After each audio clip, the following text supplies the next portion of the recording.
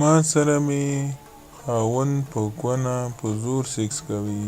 سلامونه او احترامات مې ومنئ ملګرو.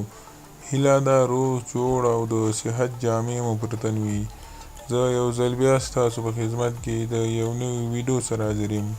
هیله ده چې د پام وړ مو وګرځي. تر هر څه دمخه باید زه یادونه وکړم، که زموږ چینل مو نه وي سبسکرایب کړی نو زموږ چینل سبسکرایب کړئ او په خوا کې ورسره د ګونګړي نښان ووهئ تر څو زموږ راتلونکي ویډیوګانې په اسانۍ سره وکتلی شئ. مننه. یوه نجلۍ کیسه کوي چې ما سره مې خاوند په زور په کونه سیکس کوي. دا په داسې حال کې وایي چې خاوند یې چرسي او نشه یي دی، چې کله یې سیکس کوي یعنې په مخه ورسره سیکس کوي نو یکدم چې کله ګرم شي نو په شا کې راومنډي او ماته دا کار خوند نه راکوي.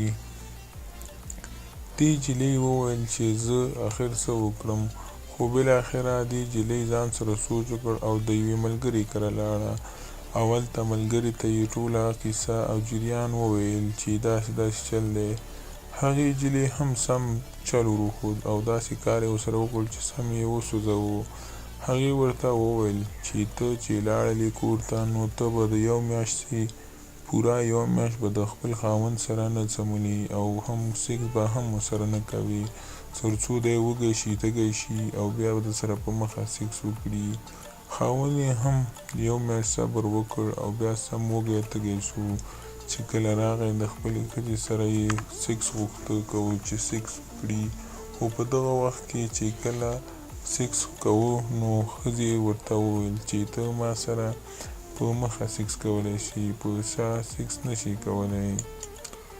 نو خاوند یې هم په مخه سیکس ورسره شروع کړ او په مخه یې ورسره سیکس کوو. له هغه وروسته یې د شا له خوا نه سیکس بند کړ او د شا له خوا نه یې سیکس نه کوو.